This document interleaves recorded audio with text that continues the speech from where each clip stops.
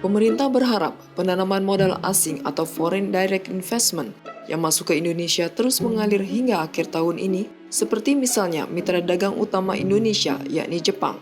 Menteri Koordinator Bidang Perekonomian Airlangga Hartarto menyatakan tren investasi Jepang akan menggeliat di tahun ini. Ia mematok investasi asal Jepang ke Indonesia mencapai 2,6 miliar US dollar di akhir 2021 atau setara 37 triliun rupiah.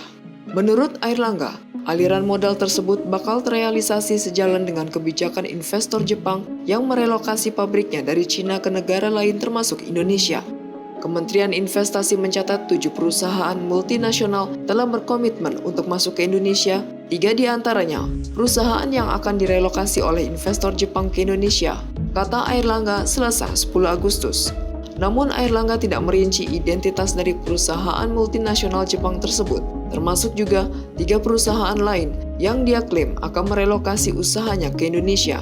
Menurut Airlangga, dengan janji investasi tersebut, sebagai pertanda minat investor global berinvestasi di Indonesia masih tinggi.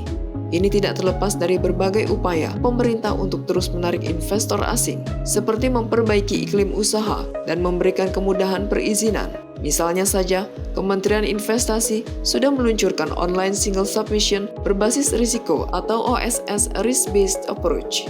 OSS versi teranyar itu ditujukan untuk mempermudah perizinan hanya melalui satu pintu. Sayangnya, masih belum ada detail lebih jelas karena menurut Deputi Bidang Pengendalian Pelaksanaan Penanaman Modal Kementerian Investasi BKPM Imam Suyudi, rencana relokasi tersebut baru berasal dari Kemenko Perekonomian. Menurut Imam, nantinya Kementerian Investasi akan menindaklanjuti informasi dan Kemenko Perekonomian ini. Data Kementerian Investasi menunjukkan realisasi PMA dari Jepang sepanjang semester 1 2021 sebesar 1 miliar US dollar. Hal ini memosisikan Jepang sebagai negara dengan realisasi PMA terbesar di Indonesia dengan jumlah proyek mencapai 2.652.